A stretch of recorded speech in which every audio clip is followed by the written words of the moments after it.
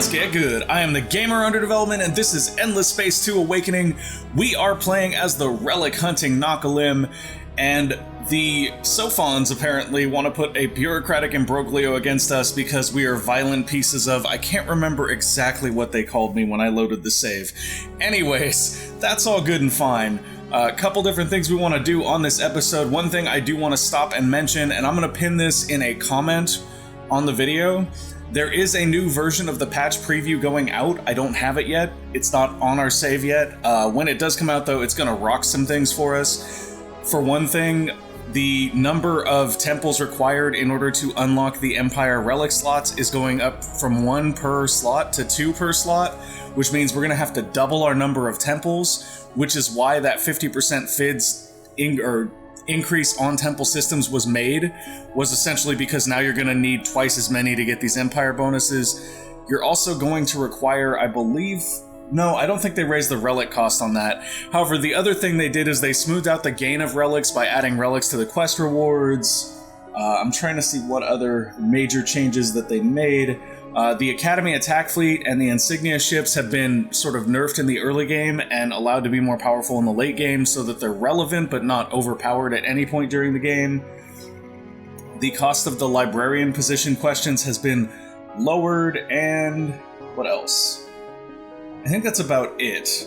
Oh, one major change they did add is that relics that are on systems that you already own can now be collected using an Empire improvement, which is very, very cool. So I'm excited about that. I don't know how excited you guys are about that. The one thing that throws me is like having twice as many temples seems kind of painful because it means we have to give up FIDS on twice as many planets in our systems. However, and this is something I was just considering today, if we remember our Nakalim bonus, it's +2 food and +2 happiness on planets with Temple of the Lost. So if there are twice as many planets with Temple of the Lost, that means twice as much happiness from our Nakalim population, which means that we could easily get rid of Saints and Sinners if that comes through. However, that may be something we need to watch going forward to see if it's kind of OP, because we may be able to sort of just endlessly expand now without worrying about happiness. That's something I want to look at as that patch comes out and we move forward.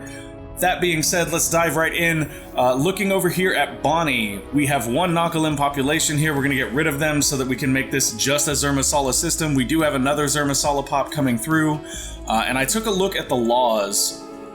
So here's the thing, if we go to laws, there actually isn't a law that increases the growth of your minor populations. There's Cool Copies clause, which reduces the luxury cost for boosting that population growth, but there's actually nothing that enhances the growth of your populations, which is probably good, because the other thing I was considering is that being in the constant state of war we're in, we really don't want anybody else to get the Spear of Isyander. We don't. That seems like a really bad idea. Wow, look at that. 74% with the dust that we dumped in. How crazy is that?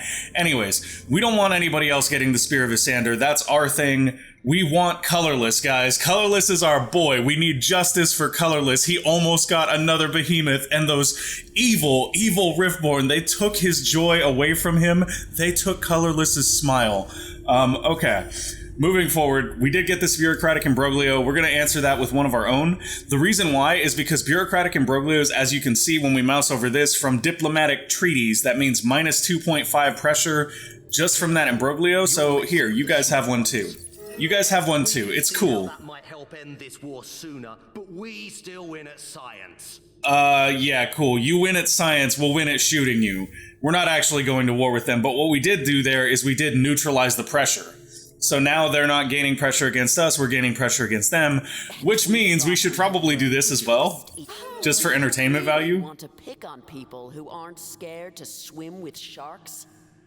Yes, we do want to pick on people that aren't scared to swim with sharks. They make tasty treats. Anyways, you'll see that gave us a lot of additional pressure on them. Look at that. That's just a thing of beauty right there. So we've got pressure growing on most other empires. I mean, we can't do an imbroglio against the Riftborn because we're already at war with them, but that's whatever. Sirs Kershaw has gained enough experience to reach level 7. Excellent, let's go in here and give him another skill point. Obviously going to give him the thing that boosts fleet movement, because right now he is leading a siege fleet to the door of the Riftborn. However, I do want to take a second because we talked about doing this and I believe it was Anna Thomas and Andois, I hope I'm pronouncing that right, I may be pronouncing that wrong, that brought up some things that we should look at for our hero ships as far as refitting them, and I think it's a good idea, so we're going to do that real quick. For one, we did just get this Quadronix booster, which we want to put on. That's only going to cost us 6 Quadronix, so if we put one on all of our fleet heroes, it's still not going to burn through all of our Quadronix, and it gives a 3-point fleet movement increase, which is excellent. In addition, there is one module that requires Adamantium that makes sense for us to put on, and that is this advanced monohull plating. The only reason that makes sense to put on is because it goes in an armor slot and not in a support slot, otherwise I wouldn't be using it. That being said, it does provide a little bit more armor for our hero ships, and a little bit more projectile defense, which is great, that's fine. We have the extra resources, it's okay to do that.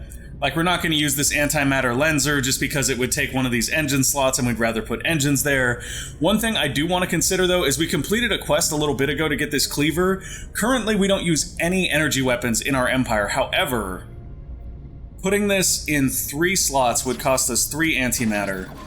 And what it would do is it would give us beams at long range as well, which would essentially force the enemies to try to counter 2 types of damage instead of just 1. Because one thing we do notice if we look at the Riftborn ships is they're really stacked against missiles now. So I think that's a fine idea. We're going to do that. And I do want to try one more thing because I was thinking about this, and I'm not entirely sure that this works the way that I had hoped. So we stacked missiles on our assault ships, and then we put swarms and anti-flak on our support ships, hoping that the swarm missiles from our support ships would provide cover for the missiles from our attack ships. That may not actually be how it works. They may only provide cover for missiles coming from the vessel that they're, on. So what I think we're going to do here is we're going to drop one of those projectiles and add in potentially some more missiles here. We could also do, like, some cheaper beam weapons. That wouldn't be a terrible idea, I don't think. Ooh, and then there's also basic railguns that could be useful as well, mainly because they ignore shields and hull plating. That could be very useful, actually. We could just go full railguns. They fire a lot slower, though. They fire a lot slower, if I'm not mistaken. Yeah, they have half the damage per second. However, they do completely ignore shields and hull plating, which is really strong. You know what? Let's try it. Let's throw some basic railguns onto our support ships. Leave them with those swarm missiles, maybe. Or maybe not. Maybe we just give them double rails. Or double flak and rails. I'm reasonably sure that their flak does provide cover. Targets incoming missiles, squadrons, and boarding pods. I'm not sure, though. I'm really not sure. We'll leave it like this just for now, and then we're going to come into our medium assault vessels, and we're going to drop one of these and replace them with swarm missiles, just so that we do have some swarm missiles orienting from the vessels that fire missiles, and see if that does a little bit better for us. And then we'll go ahead and upgrade this entire fleet here. Moria should already have his upgrades. He does indeed. Excellent, excellent, excellent. Let's get him over here doing the things now. We're going to take him straight to the Sophon space. Go, Moria, go. And I believe that our invasion fleet is somewhere over here cruising. Is this them? This is them. Okay. So with our invasion fleet, we're going to come in and do a similar thing here where we're going to replace one of his... Oh, he's not orbiting one of our systems, though. So if we wanted to, we could take him back here. It would only take 1 turn. That's not one of our systems either, though. And we can't refit in Academy systems, I don't think. Maybe we can. Maybe we can. I don't think we're enemies with the Academy, so we might actually be able to do that. I mean, at this point, we'll just find out. We'll just send them up here and we'll find out. Can we refit you on an Academy system? We cannot. Okay. That's unfortunate. That is truly unfortunate, but okay at the same time. Oof. So many fleets here. Thankfully, none of them are particularly enemies with us, so they're probably not going to shoot at our siege fleet that's kind of caught right here. I thought we moved them off the star lanes, but I may have messed that up myself. That being said, we do have our other fleet coming on down. We do have another fleet sort of in production right here that will be coming out relatively soon. And then as we sent that population off on Bonnie, all of Bonnie's population is Zermsala, which is great. Abianorid, hey, I said it right, guys. Abianorid has leveled up, so we're going to go ahead and give him a production boost. Beautiful, beautiful, beautiful. And then Petrov Jutka has also leveled up, and in her case, we're going to go for resource scanning, the final Vaulter skill, because that will give us plus 10% science per strategic deposit on system, which is particularly useful because if I'm not mistaken, yeah, she is on Bushir, and Bushir does have quite a few strategic deposits, so that's excellent. Nakalim population grew on Bonnie, but we just sent it off system.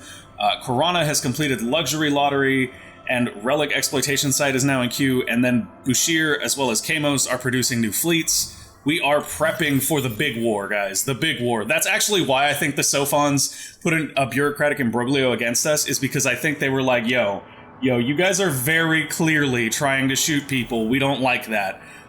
Which is fine. We understand. We're not coming for you, Sophons, unless you make us. If you make us come after you, we will. So don't make us come after you. Just be cool, man. Just be cool. We don't want no beef with you. We got other people to beef with. Speaking of which, we did discover that the change I thought had happened to the accelerator did not happen. So we do want to be putting accelerators on backdoor systems that things are beginning from rather than on the end system for the hack. Something we'll keep in mind moving forward. Relic Hunter is fine. Medium Assault is just hanging out right here. I mean, we could swing at somebody. Who's even here? We could swing at the Sophons, but there's really no reason. Like, I don't want to cause beef with the Sophons right now. We don't need another war at our doorstep. So I'm just going to have this fleet chill for right now. You can just hang out for a turn. Got an aspirant here with nothing really left to do. I guess we could look for some system to scan stuff down on. Like, there has to be something left in the galaxy unscanned, right? Right? Right? Maybe not? Yeah, so it doesn't look like there's anything left in the galaxy that's really unscanned at this point. That's crazy though, right? Ah, there's something. Haha, go to Nearod, scan that last thing down. That's something you can do so that you're not completely useless. Okay. Then our Relic Hunters are just fine sitting there. Oh, we do have a hacking operation left. Okay, we must have unlocked a new one with that last research and I did not notice. So where are we going to go with this hack? We do know that we want the hack to originate from a system where we have a backdoor so that we can use the accelerator to kind of boost the speed of the hack. You know what I want to do here?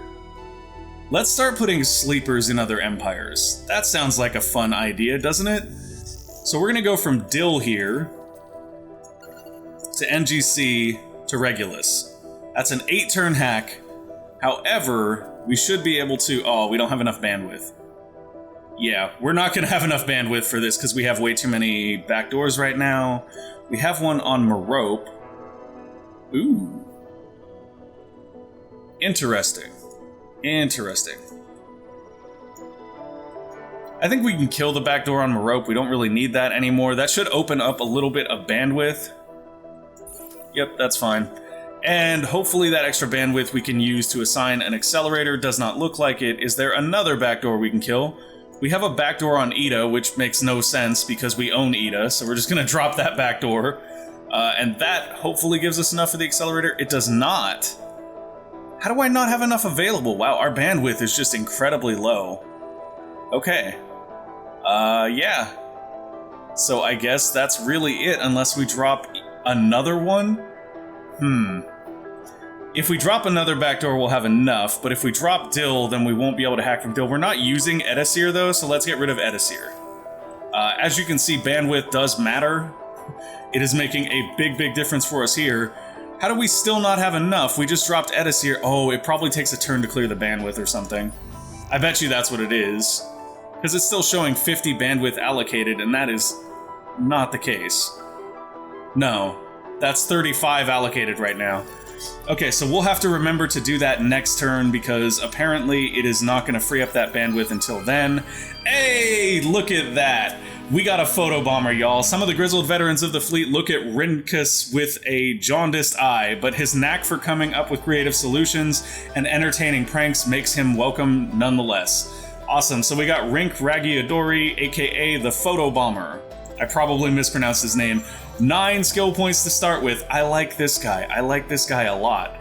Okay, so he will be a fleet commander, so we're going to get fleet health here. We're also going to get experience and vision range, unless there's something better over here. Ooh, yeah, there is. Let's go with this. Plus 1% damage per current CP on fleet. That's actually really useful, especially if you, like, Well, I mean, it doesn't matter. CP is CP, so as long as you fill out the CP, that's a very useful skill. I was gonna say, like, it's really useful if you throw a bunch of 1 CP ships into a fleet, but it doesn't really work that way. It'd be cool if it did, but that's not exactly how that works. Let's go ahead and go with... That'll refill his manpower a little bit faster. Got another one over here that's more of a system bonus. Really shy on these hero bonuses for a fleet commander, so we'll go with the Cosmic Castaway here. We will need to drop 1 more point, potentially in something that is a waste for him, just to unlock the next tier. Maybe we should have made him a governor instead. What can we give him? Yeah, none of these are on ship bonuses, so that just kind of hurts. Let's just give him happiness just in case we ever need to use him for that for some reason. In the meantime, though, we are going to go ahead and give him plus 40%, well, plus 20% damage on fleet right now. It'll be more later for sure. And can we gear up his ship? We do have the opportunity to gear up his ship right now, which is awesome because he is not in our space. So let's go ahead and do... Oh, wow. You lack the ability to be an awesome speed booster, sir. You can only have 2 support slots. You make us sad, Rink. You make us sad. Okay, so we're going to put armor and then a little bit of shielding there, and then weapon-wise, because he has 4 weapon slots instead of having 3 support slots, we're just going to load him up with those beams. Let him bring the pain as a beam-carrying hero and hope that that makes up the difference for his lack of general speed boosting. Oy, that is just painful. Not having speed boosting on a fleet commander just feels painful to me. Ooh. We are in the Riftborn home system now, though. They do have their scientific Behemoth back and their Geist back. It's like they keep moving this fleet in and out. Like, it takes 50% damage, they take it to another system, they heal it, and then they bring it back. Right now we have 9,750 power in system, which is so much more than they have. Let's go for it. They're gonna run here. I hope they don't, but they're gonna run. Justice for Colorless! Man, why y'all gotta run? It's no fun when you run, come on. Stay and fight. Fight the good fight. Let's go ahead and end our turn now. That is honestly starting to make me sad. I really want to kill that Behemoth now. That Behemoth is our Moby Dick. That is the white whale that we're chasing after right here. The power of the Academy has reached level 7. Heroes will now start at that level when recruited. Excellent. Oentho has been hacked. This is the pirates. We're going to probably go after their auto droids here just to get some free resources. Hello, what do we get? Pirate lair, resources looted. We got some luxury stuff, and then 5 antimatter, adamantium. Adamantium, antimatter's the orange stuff. Nakalim pop and Zermasala pop have grown, and that... Unfortunately, we are going to get another Nakalim pop here. So basically, every other population on this system, we're going to get a Zermasala, and that's probably the fastest rate we're going to be able to grow the Zermasala pop itself, which is fine. I mean, at that point, that's not terrible. We'll just have to keep shuffling Nakalim off the system. Although, considering the system is already majority Zermasala pop, I wonder if we even need to do that. Like, I feel like the reality is they're just going to come up every other population here, and then maybe after, like, 4 Nakalim population finish, we can pull them off that system. We do have a governor level up here, which we're going to put into something. Obviously. Happiness on anomalies seems like a waste, considering Joy Initiative is on the way, so we're going to go for the second point of Optimal Operations Expert here. Excellent decision there. And Ararin Turtlemaws. Is his name really Turtlemaws? No, Turtlemaws. I wanted it to be Turtlemaws so bad, though. Okay, Karana has finished a relic exploitation site. Denark University will finish in 1 turn. Lots of ships coming out on Bushir as well as Kamos. Hath is moving on to public 3D printing. We don't like that. We want to make sure that anything that's not public 3D printing that can be built is built. We're currently working on gamma absorption here, which will give us access to that Quadranix. So preemptively, I'm just going to build the Miners Union and the expanded mines here so that we build even more Quadranix here. And then after that, I think we're basically stuck using public 3D printing or Planet Cracker. Either one of those is sort of interchangeable, although Planet Cracker may be more useful for us due to our science deficit. And we have a new diplomatic thing with the Sophons. Get out of our sphere of influence. We don't like you. You guys decided to cause trouble. We don't like you. Get lost. Ida is open to produce anything now. So realistically here, I'd like to make Reanimator, but we're out of the antimatter for it. Big data shipyards is a thing, but it's not really a great thing. Planet Cracker isn't going to give us enough science to even impact how quickly we get gamma absorption, so we're probably just going to go public 3D printing here. Although, actually, let's do this. Let's reduce the metallic waters anomaly here so that we don't have that malice to happiness and to food. The food malice doesn't matter, the happiness one kind of does. While we're at it, we can go ahead and do some nice specializations here. In this case, we're probably going to turn this into... What resources does this planet have? Luxury resources, so that's not really something we're going to benefit too much from doing an increase with. We really don't benefit from exoscience stations at all. Like, it's just something we don't want to do. It doesn't really help us. Evolved soils would be helpful if we needed more food, but we don't, so we'll probably just go with a spin project here since that's the only one that really provides a good gain. Yeah. We'll go with spin project here. That'll help us generate even more influence, and we can always find fun ways to use that. Over here we have a temperate fertile. May be able to do something more with temperates, but I think that that's not the case. Whoops. Oh well. Whatever. It's fine. It's already got a colonial exchange. That uses the sterile, which we don't have, so maybe we do just switch this to a spin project. That'll give us something to do over here before we just dump production into dust. Now, after that, we want to take a look around and make sure everybody else is set. Yeah, everyone else looks fine. Fleets, let's do what you're supposed to do. You guys are kind of fine right here. Invasion fleet should be moving up now. Come on, you can do it, Invasion fleet. What you got numbers-wise? Show me what you're sieging for. 442 manpower per turn. They're gonna have some problems. They're gonna have some big problems right here. We're gonna merge these two fleets so that we do just have this 19 CP fleet here hanging out. We have a wide opening here on their home system. We could send Siege Fleet over there to help our fleet that is invading their home system. At the same time, though, there is no longer a defense request for this system. Although it really does look like they could use some help. Oh, wow. That is a powerful, powerful fleet. Those fleets are actually more powerful than our fleets at the same CP value, which is concerning. It basically means that what we want to do is we want to be getting a little bit more military tech here now. I think we already had some good stuff in queue. Yeah, we absolutely do have some other stuff in queue that will help militarily. However, we may want to move these behemoths to somewhere where they boost the economy branch so that we can finish out the stuff we're researching over there a little bit faster. And if we look for what that is, the economy branch is solar nebulae and asteroid fields. I believe that is a solar nebula. Awesome. So we're going to come in here and change all of our boosters, or all of our support modules to boosters, and move them over to the solar nebula area. Ooh, advanced climate engineering. We haven't played with that one yet. Okay, all the support modules become movement, and upgrade. Get over to this solar nebula. Nice. They can make it in one turn now because of all the extra support modules. That is just a thing of beauty right there, folks. That is just a thing of beauty. We can just migrate them wherever we need them at the moment. Come on, you guys can do it. Good job. Landing, and now we just replace those with the science modules again. This is just too much fun right here. I love this. Yes, this one. We'll see if that even provides much of an increase. It may not. We didn't see too much of a change last time we shifted them around. No, we didn't really even cut a turn off there, did we? I thought we might, but it doesn't look like it really did. That percentage minus isn't as much as it seems like it should be. Let's see. You guys are fine sieging here, no problem with that. You guys are fine over here. Let's just set you to blockade so that it won't, like, ask me to mess with you Actually, now it's only going to ask me to mess with them if they have a probe come up, which should never happen.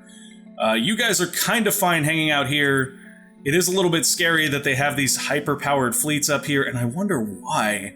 29 and 14. Let's take a look at our medium ships here. Yeah, so they're just much better geared than we are. And that's kind of to be expected. I mean, they've probably been researching weapons a little bit more than we have. which is okay. What blows me away is why are they not, like, coming straight at us? Well, they've been at war with the UE for a while, so they're probably pretty researched into weapons because of that. That makes me actually kind of want to retreat this fleet down here, though. Like, let's consolidate our power instead of spreading out as much. I think that's probably a much better idea for the moment. And in the meantime, we should definitely be looking at new military techs that we might want to get to help increase our fleet power. Actually, I think the one we really, really want to get, and we hadn't really dabbled with it yet, whew, that is pretty cool, but we can't afford to build that in most places. I think we want to move up and get our carriers. I think getting our carriers is something that's going to be a huge benefit to us, and if we maybe move it up in queue right there, we can just start pumping out carriers. We have the production value to do it relatively quickly, so if we just go ahead and outpower them like that, we just make it not about who has the... Ooh, yeah, no, we don't want to do that. If we make it not about who has the better technology, but who has the better ships, we can win that war. So that's what we're going to do. I mean, honestly, right now, if we pushed for a treaty, they would probably be willing to accept. Oh yeah. They would be more than willing to accept if we wanted peace here. We might even be able to convince them to give us a system. If we could get them to give us a system, that could be really strong. Like, if we got them to give us Kraz right here, for example. Kraz would be an excellent system for us to get. It's got 4 planets, it's very close to them. We could just encompass them and influence and snatch their other systems that way. I'm just gonna play around and see if they'll give me Kraz. Another interruption. What do you want? Will you give me Kraz?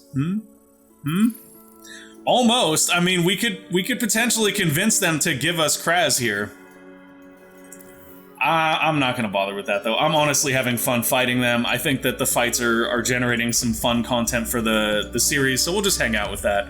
It's fine. We're not in any danger of losing this war.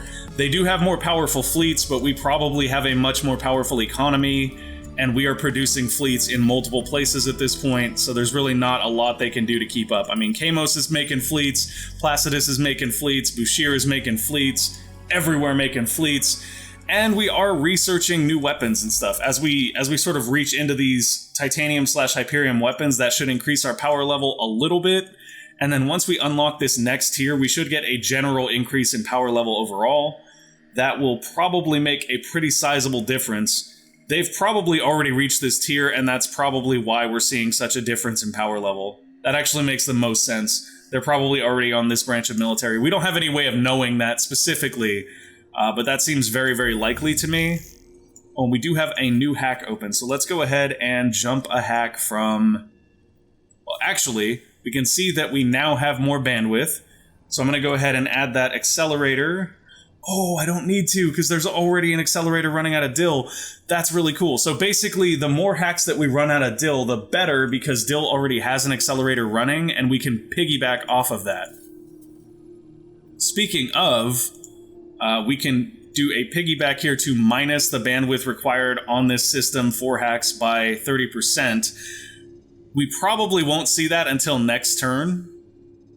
Yeah, we probably won't see that until next turn. But essentially, what you want to do with hacking, and this is cool because I'm getting ready to do a tutorial on this, and apparently I could use a refresher myself. What we're getting ready to do is essentially turn this one backdoored system into a super hacking system. Question is, how long until that backdoor expires, and can we tell? No. I guess it expires when they decide to remove it, and it doesn't look like the Academy is in any hurry to do that. So we're going to do this. It's a little bit longer of a hack, but that's okay. That just means it's going to be harder for them to trace us back. We're just going to use that. That should be great. One thing I was considering earlier that is something to be thought about is, I'm not sure if this works, but if somebody else gets the Spear of Isyander, you should totally try hacking the Academy and setting it so that their fleets can't move and see if that affects the Spear, because if it does, you can basically negate somebody else getting the Spear, and that's a really funny premise. I think that would be kind of hilarious to see somebody dump resources into getting the Spear of Isyander and then just be like, no, you don't get to move that fleet. Okay, hostile trace has been detected on Ranas. They do have to jump back through 2 systems, and we will be done here in a turn, so we don't have anything to worry about. Kuyos has been colonized. Woot, our first new colony in a very, very long time. So obviously what we're going to want to do here Like, this is the late game strat for getting your systems built out. You just do all the production stuff. Can't refuse. Oh, okay. You want to bureaucratic imbroglio us. Good choice. Don't mind at all. So what we're going to do here is buy. Yeah, we're basically just going to buy everything we can that's production. And then we're going to go to the market, and we're probably going to sell some stuff and buy some more. Let's go ahead and sell like 137 of this. Wow. Is it not going up past a certain point? What is that about? Is that going to bottom out the price? I wonder. Okay, it looks like that will kind of bottom out the price, so let's just go until we see 2.3k. Oh wow, yeah, we've bottomed out the price on Hyperium. It can't get any cheaper. What's weird though is it should still give more. I guess it's just giving so little that you're not actually seeing the point go up. Thank you, Loud Truck. We hate you. Okay, so there we go. 2.4k there. It's going to get us up to 7.8k. What can we finish? Can we finish all of it? No, but we can probably finish at least relic exploitation, and then AI labor should be done ridiculously fast. It says 23 turns, but it'll probably be done in 1. Okay. So that should be a big difference maker. Plus, now we have a system to send that new population we're gaining to. Okay, black hole's been discovered. That's great. Oh no, we no longer get plus 20 happiness on systems on our empire and minus 10% dust upkeep. That would have been very, very useful. Happiness is more of a concern though. We're okay. Kuyos is happy at best. They're not super happy, but they're a brand new system. Hostile trace detected. Your hacking op was discovered. That's Rana's. We already knew about that. That's not going to do nothing. Sirs Kershaw has leveled up. Let's give him something useful real quick. Vision range on fleet could actually be very useful. I'm gonna go with that. That seems like a very nice thing to have, especially now that we're engaging in more combat. Being able to see fleets coming in that are large and scary is kind of helpful. Colin Fett has leveled up. We're gonna go ahead and just give him plus 80% damage on his hero ship. Probably the best thing available to him at this moment. Yeah. Gonna be a big, big difference maker for him. Nakalim Pop has grown on Bonnie. We know what to do with that. Just gonna set this to Kuyos. Hey, Nakalim, go to Kuyos. Bye, Felicia. Okay. So, Nakalim Pop there. Ruthian F11, Tigian the Third. We could actually make him a governor on Kuyos just to help grow population there really, really quickly. However, I think instead we're going to increase the luxury resource deposits he's able to get. Looking at Norn de Garrett, he's going to get more science here, which makes sense. Okay, Norn de Garrett is set. And then Bushir has completed another fleet and a sludge center, so we're going to build... I know this is crazy. I bet none of you expected this. Another fleet. Okay. 1, 2, 3, 1, 2, 3. 3 turns to pump that fleet out. No problem. Our invasion fleet here has completely nullified their population on Pegasus. We are able to invade, or are we not? A ground battle's in progress. Alright, so the UE is already taken care of it. We don't have to worry about that. Unfortunately, though, guys, we are out of time. Thank you guys for watching. I hope you enjoyed the show. If you did, make sure to go ahead and give us a like or subscribe to the channel, and we will see you next time. Bye!